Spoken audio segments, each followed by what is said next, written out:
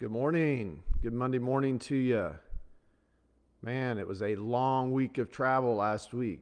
Sorry I was a little MIA, but it was a crazy week last week. I've been from California to Tennessee driving, flew to Minnesota.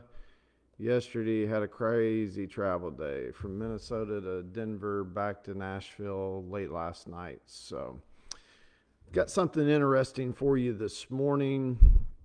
Actually, a question. What do you do when you're thrown a curveball? Yesterday morning, I showed up at the airport, actually close to lunchtime, and didn't know that my flight had been canceled. And actually, the communication I was getting from Priceline was that it was on time and on schedule, even though it had been canceled hours earlier. So I showed up. The lady said, your flight's been canceled. And I said, are you joking? She goes, no. So I said, well, do you have any other flights going out later today?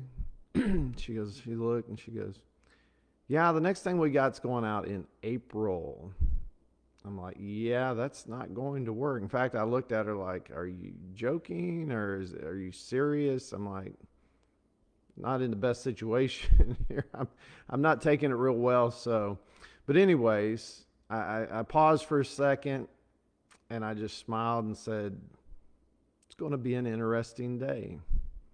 And I chose to have a positive attitude about it.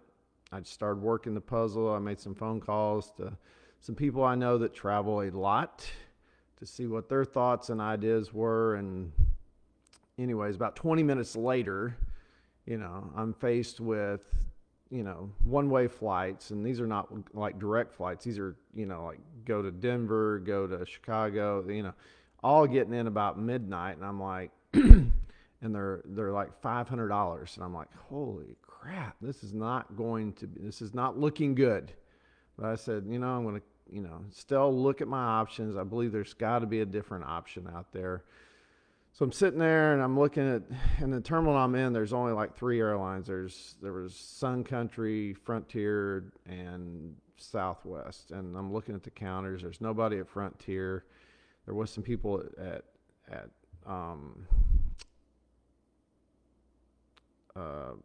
Southwest. So I was like, well, I'll go to the counter, ask them. So I went up there, told the guy my situation. I think he felt bad for me, so he's like, well, I can get you out of here at 6 o'clock. You'll be in Nashville at midnight for $268. So it's half price of what the cheapest was online on all the deal apps. So I was like, give me a few seconds. I'm going to call my wife. I'll be right back. So I called her. We said, yeah, let's do that.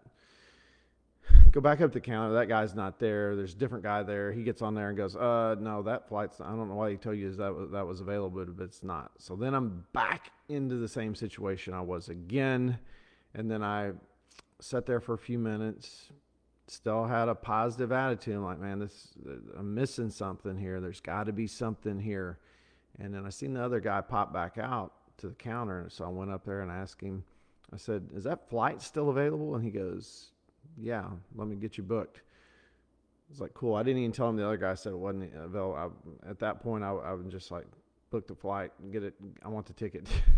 So he booked the flight, got the ticket, and then Shannon Bisger, one of my rider's moms, I was talking to her. She travels a lot, so she was helping me out. She said, go to the counter. Once you get in the airport, go to the counter and see if they've got, there is some earlier flights to Nashville, see if they can put you on, if you can do standby on one of them. And I'm like, okay. So I go up there, and because Southwest discounted my ticket, they said I can't fly standby. So I'm like, she goes, unless it's delayed 15 minutes. So I said, So I sat down, and there was another flight on there that I hadn't asked her about. So about 15, 20 minutes later, I went back up there, asked her about that flight. And she goes, no, same thing, because you got the discount ticket. You can't fly standby on that one either. She goes, and I was just like, So she goes, what's your name again? She typed it in the computer. I don't know what she was doing. And she goes, oh, your flight this evening has been delayed more than 15 minutes. I can stick you on the earlier flight. And I'm looking at my phone. I'm like, it's still showing on time. I'm not saying a word. The lady pretty much was doing me a favor. And interesting part of it was She goes, my daughter lives in the same city you do. So it's interesting how things work.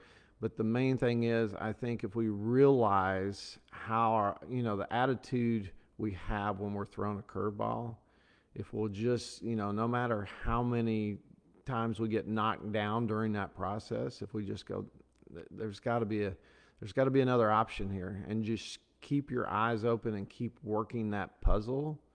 It's crazy how things can turn out. So wasn't I still, it wasn't the best case scenario, as my original flight, but at the end of the day, I didn't have to pay $500 for a flight. I paid about half price of that, and I got in a few hours earlier than what it would have been if I did pay $500 for the flight. So yeah, I think how we handle the curveballs that we are thrown, and to me, it starts out with this. Anytime I'm thrown one, I pause for a second and I go, this is going to be interesting. It's going to be an interesting day. So, man, I hope this helps somebody out. I mean, life, we get thrown many curveballs, throughout the weeks and months, and I think how we handle those can really impact how our life unfolds. So, you guys have a great Monday, and I will be back in the morning.